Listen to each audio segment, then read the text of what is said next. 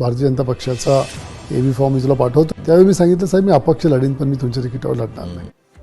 याच कुणाल पाटील यांनी जुलै 2025 मध्ये काँग्रेसमधून भाजपमध्ये प्रवेश केला होता. त्यानंतर लगेचच त्यांचे 156 कोटी 10 लाख रुपयांचा कर्ज प्रस्ताव मंजूर झालाय. माजी आमदार भाजप नेते कुणाल पाटील यांच्या जवाहर शेतकरी सहकारी सूतगिरणीसाठी कर्ज मिळण्याचा मार्ग आता मोकळा झालाय. 2 वर्षांपूर्वी आयकर विभागाच्या कारवाईमुळे चर्चेत आलेली हीच सूतगिरणी आता मोठ्या कर्ज मंजुरीमुळे पुन्हा एकदा चर्चेत आली आहे. या गिरणीवर कुणाल पाटील यांचं वर्चस्व आहे.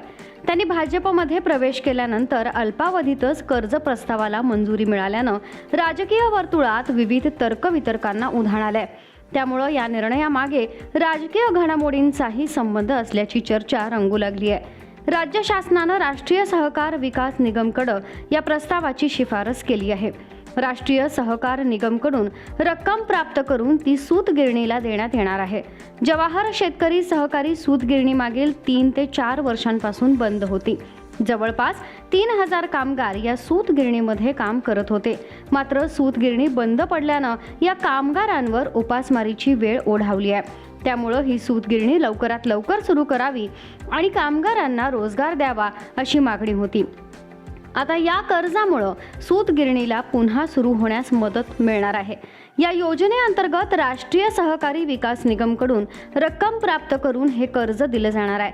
या शिफारशीला 27 जानेवारी रोजी राज्य मंत्रिमंडळानं मान्यता दिली होती.